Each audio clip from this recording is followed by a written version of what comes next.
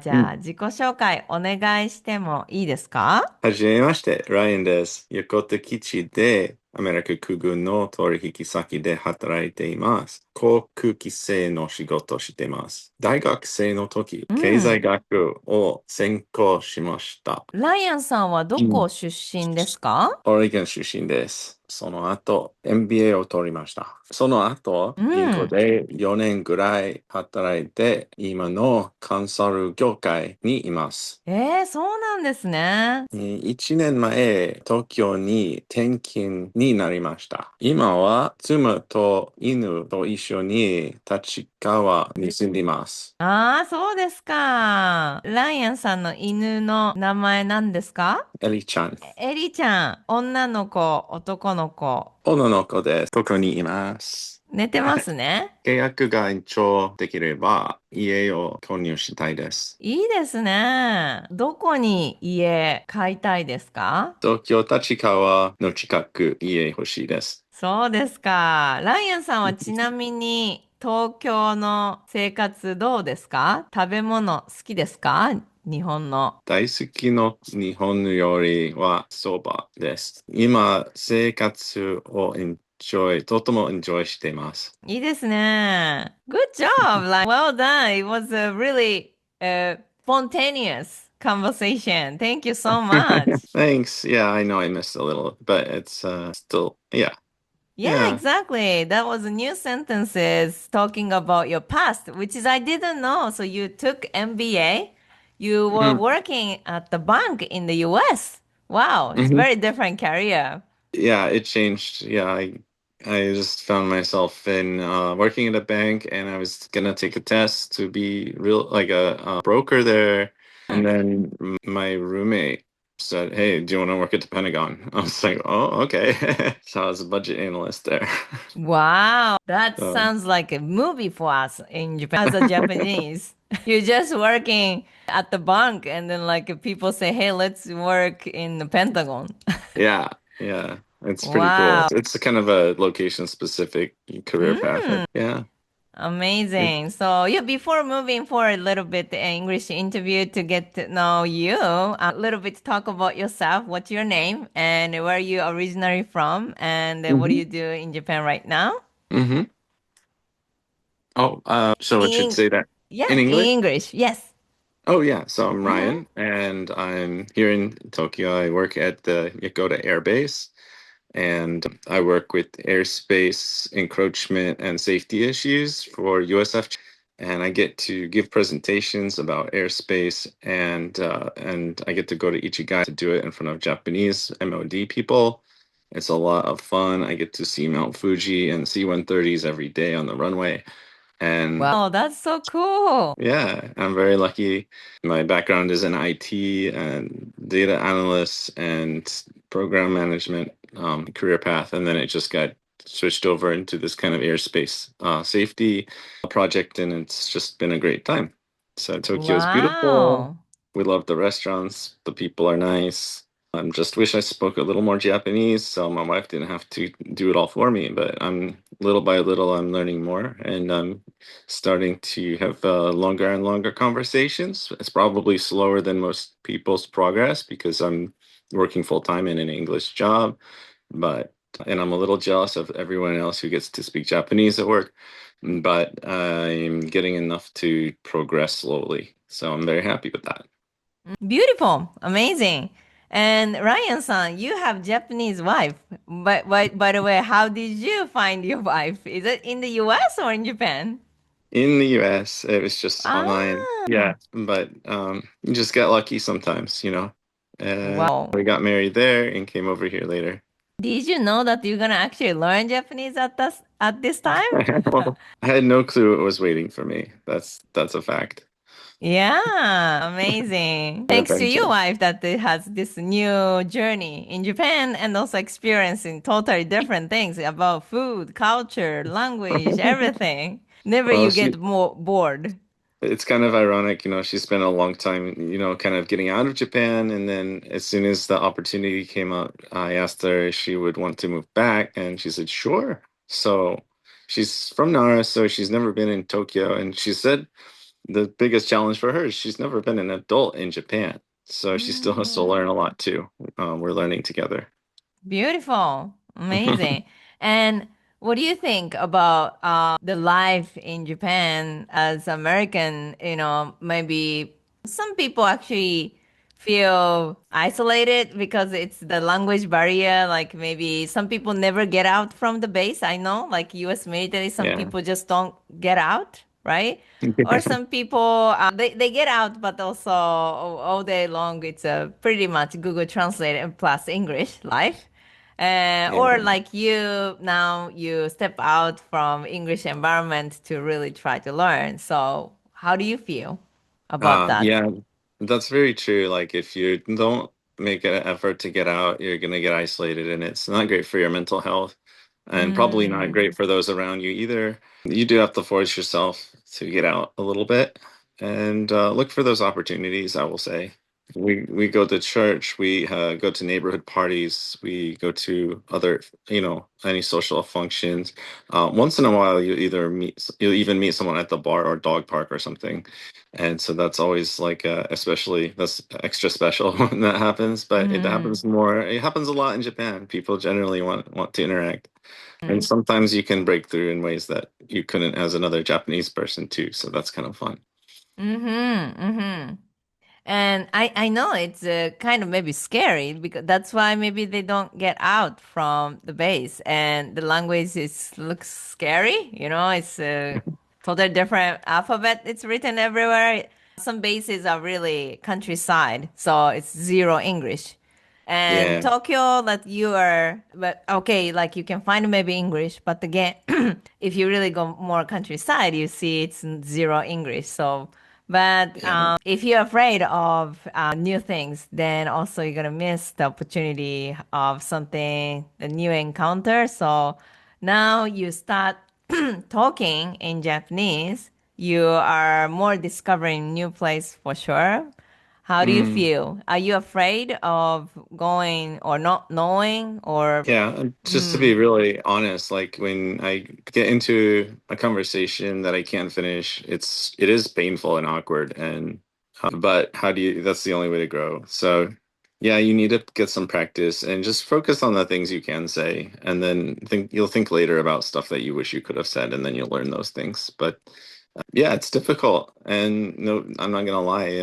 That's like I don't do it enough to, I miss a lot of opportunities, but I also take some opportunities, and just have to strike the balance that's right for you. mm-hmm. Yeah. And then I'm curious, what did you try when you're in the US to learn Japanese? What was the first of the first experience? Do you remember? Yeah, well, I just started digging into some old. I took it briefly in high school, and I had a book or two lying around, so I started reading up and, just trying to pick up little things. But it was a busy time because I was preparing to move and just getting my life sorted out before that, renting out my place. So Mm, yeah, little by little, honestly, like I found out, and I told my teacher as well, like getting into the language and trying to think of things like for 5 seconds, 10 times a day, sometimes that's worth more than like, 10 minutes a day because your brain is coming back to it and remembering instead of mm, just repeating something that's already fresh. So I'm just learning a little bit, like little tips and tricks as I go along, and I'm not an expert at that, but I realize what works for me. I think the conversational back and forth is really useful for me, because I tend to forget things if I don't use them actively. mm-hmm, So mm-hmm. yeah, but little I see. things, find out what works for you and keep putting in the effort, and Mm-hmm. eventually you'll get better and better. And as soon as you think you're doing really well, you're gonna turn on the TV and you're not gonna understand anything. It'll make you sad, but you gotta just keep going back and forth. Mm-hmm, mm-hmm. I know it's not knowing is very uncomfortable, and they don't you want to switch off because it's I don't understand what they're saying. So you want to switch off, but remember it when you're a child, most of things you didn't understand, even the parents' conversation, or even the TV, or even the parents is watching news, and you didn't understand anything. Then when you're a child, it's not knowing was normal. But when you become adult, is you start understanding a lot of things, and you feel more comfortable knowing, but you're uncomfortable not knowing. Yeah. Yeah, I mean the hard thing is that, the thoughts I have are more complex than a child. So like, and I actually organize my thoughts in English. So I try to avoid translating as much as possible, but at some point you're gonna just have to practice the things you want to say instead of Mm. being able to, and eventually talking and learning like a child will come, I think. But at first, there's a level of work you have to submit to before you're Mm-hmm. gonna see like the complicated sentences come out. That's me anyway. I don't know if that's Mm-hmm. everyone's experience, but the simple stuff, yeah, when you can pick that up and you can just start saying like in your head, like when you finish something, you say yata, or like the you can actually think in Japanese if it's a few words, and that's Mm-hmm. that's that's the best. Mm-hmm. Mm-hmm. Yeah, definitely. Simple sentence is achievable, but it's if you just try to translate from your English, five sentences at the same time into Japanese, it's getting hard. Then you just become silent. But if you actually have a skill to just, okay, instead of saying five sentences, I have to say, I want to do this simple sentence Yeah. to express something rather than nothing. You have to break it Yeah. up. Yeah, exactly. Because if you don't break it up, you're gonna find yourself that you bit off more than you can chew. You'll start a sentence and it'll just go, you'll go into a corner. Mm-hmm. So that's a warning to anyone who's listening. Just break it down as much as you can and Mm. get the communication finished. Then you can worry about how you sound, sounding elegant or smart or whatever. Yeah, exactly. Say something is very important than nothing. So, yeah, that's actually really the key to start talking even today, a little things for sure. Yeah. Yeah. And also Ryan-san, now it's so many actually learning resources. Now it's like because it's a lot of new technology, which is amazing. Google Translate. A lot of people actually spoiled by Google Translate. They don't really learn the language for a decade. But the positive side is yes, you can go everywhere in the world with the Google Translate, or now it's chat bot or AI is actually immediately translate for you everything. But also, meantime, people actually start losing the consistency of putting effort to learn the new language to speak Mm, something. So, right. what do you think, overall, of what is the benefit of just being able to speak rather than just using a Google Translate? Yeah, well, obviously you're a lot more interesting to speak to when you're not looking at the phone, when you're speaking your mind and not trying to, reference and look things up as you go. I think there's a place for AI. I mean, I use it I mean, it actually has really good explanations of things that don't translate well, or Mm, like sentence patterns in Japanese. It's also good if you want to have like a good natural sentence, or if you want to prepare for something that you're walking into a restaurant and you don't know how to order something, you can just ask AI what's a natural sounding sentence. Because the good thing about AI is you can ask it to approximate the like formality level, and it tends to get the wording a little better than in just a Google Translate. mm, But yeah, you need to be able to speak to people in a natural way, and they could relate to you then. It's much better mm-hmm, that way. So mm-hmm. there's a place for it. And then you mentioned that it's the first of the first experience was textbook study. And now you experience Japan Language Factory this year. And Mhm. how do you feel of this experience, which is very specific learning structure we have that we don't start from hiragana, katakana, kanji. We don't use flashcard. We don't even do the grammar test. Maybe it's just Yeah. if somebody knows common language school, then what do you do? Like you don't do grammar test, you don't do spelling test, you don't have hiragana, katakana, kanji test. So what we do, so what we do here is very different. So we do more back and forth, this conversation flow training without even all of this grammar test or spelling test. So how do you feel? so far. Yeah, you might need grammar or spelling or kanji or whatever for other aspects of your life. My goal is to be able to relate to people.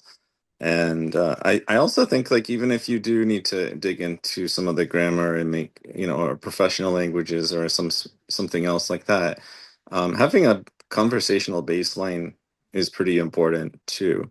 You need to be able to talk to, even if you're at an engineering job, you need to be able to get along with your coworkers. So I think that's important as a baseline. And that's where I'm at, honestly. I'm at the beginning. So as I get more advanced, or as I want to take like a N N5, N4, some tests. I'm glad I have a baseline that I can draw from. Just being able to have that vocabulary is a good way to get vocabulary because it's more fun than studying out a textbook. So that's a good way to Hmm. memorize things if you're somebody who actually learns from using it. And that's a good way to use it. Otherwise, how often are you going to read your textbook? I mean, I like to read textbooks once ever, and then I'm done. Hmm. So, Yeah. so unless you want to keep reading and going back to your textbook, try to learn some conversation skills. It's a good starting point. Yep, exactly. And it's every time I find it's very unique this experience because it's you usually normally you have to study to speak the language. That's actually most of people think that's why they start alphabet writing. But if you really actually see this learning language with the brain science aspect, it's the repetition is the key to just memorize. So even though you actually read all the grammar tests, but if you don't know how to say, and just muscle memory, we call it muscle memory, you can't Mhm. say anything. So that's a very Mhm. unique things about grammar study versus what we did. It's a muscle memory training. So yeah, Ryan-san, you did good job this until level one, two, three. Um, now, and you can actually take our advantage of this membership, and I'm gonna see you more at the group session, I guess. Yeah, I'll be there, and I'll be taking level 4 at some point soon too. Yeah, So yeah, I look forward to it. amazing. You know the Alex that they introduced you is reaching now to level three. It's kind of you're faster progress. So well done. Oh, well, that's good to know. Yeah, Alex is Yeah, great. you never stop, which is great. He's doing Spanish too, so that's True. that's a whole other, yeah. So I mean, and we both have work, so we're all going at our own pace. But thank you. Mm-hmm. It's been fun. Yeah. Well done. Well done. So thank you so much, Ryan-san. Good job. Okay, thank you so much. Oh, just a moment. I will